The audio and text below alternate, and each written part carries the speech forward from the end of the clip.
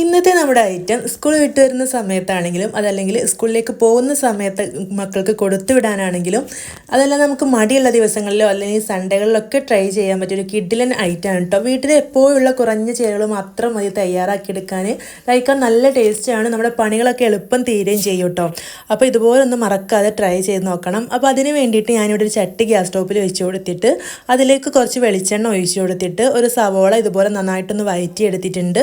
ഒരു ചെറിയ സവോള മതി കേട്ടോ. അതുപോലെ തന്നെ ഒരു തക്കാളിയുടെ പകുതിയും എരിവിന് ആവശ്യമായിട്ട് ഒരു പച്ചമുളകിൻ്റെ പകുതിയാണ് എടുത്തിട്ടുള്ളത്. മക്കൾ കഴിക്കുന്നതുകൊണ്ട് തന്നെ ഒരുപാടൊന്നും പച്ചമുളക് ഇട്ട് കൊടുക്കണ്ട കേട്ടോ. അപ്പോൾ ആ ഒരു പച്ചമുളകും തക്കാളിയും സവോളയൊക്കെ എണ്ണയിലിട്ടിട്ട് നന്നായിട്ടൊന്ന് വഴറ്റിയെടുക്കുക. നല്ല വയന്ന് സോഫ്റ്റ് ആയിട്ട് വരണം. ആ ഒരു സമയത്ത് നമുക്ക് ഇതിലേക്ക് മസാലപ്പൊടികൾ ചേർത്ത് കൊടുക്കുക. അതും കുറച്ച് കുറച്ച് ചേർത്ത് കൊടുത്താൽ മതി. ഒരുപാട് മസാലപ്പൊടികളും ഈ ഒരു ഇതിലേക്ക് ആവശ്യമില്ല.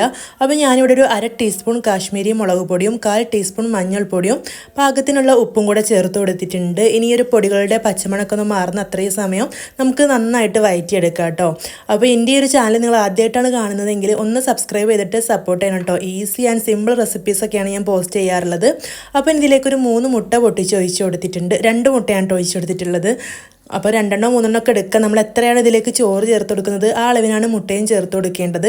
എന്നിട്ട് നന്നായിട്ടൊന്ന് മിക്സ് ചെയ്ത് മുട്ട ചിക്കി പൊരിച്ചെടുത്ത ശേഷം ഇതിലേക്കൊരു 3 തവി ചോറ് ചേർത്ത് കൊടുത്തിട്ടുണ്ട്. ഒരു 1/2 ടീസ്പൂൺ കുരുമുളക് പൊടി കൂടെ ചേർത്ത് കൊടുത്തിട്ടുണ്ട്. എന്നിട്ട് ഇതെല്ലാം കൂടെ നല്ലപോലെ ഒന്ന് മിക്സ് ചെയ്തെടുക്കണം. കുറച്ച് മല്ലിയില കൂടെ ചേർത്ത് കൊടുക്കുക കേട്ടോ, ഉണ്ടെങ്കിൽ നല്ലൊരു ടേസ്റ്റ് ആയിരിക്കും. അപ്പോൾ എന്നിട്ട് നല്ലപോലെ മിക്സ് ചെയ്തെടുക്കുക. നിങ്ങൾ മുതിർന്നവർക്ക് കഴിക്കാൻ വേണ്ടിയിട്ടാണ് ഉണ്ടാക്കിയെടുക്കുന്നതെങ്കിൽ കുരുമുളക് പൊടി കുറച്ചും കൂടെ ചേർത്ത് കൊടുക്കുക കേട്ടോ. അപ്പോഴാണ് നല്ല ടേസ്റ്റ് ഉണ്ടാവുക.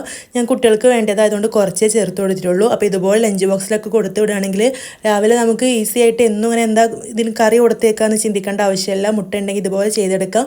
മക്കൾക്ക് നല്ല ഇഷ്ടമാവും. അപ്പോൾ എന്തായാലും ട്രൈ ചെയ്യണം. ഇഷ്ടമായ മറക്കാതെ ലൈക്ക് ചെയ്യണേ.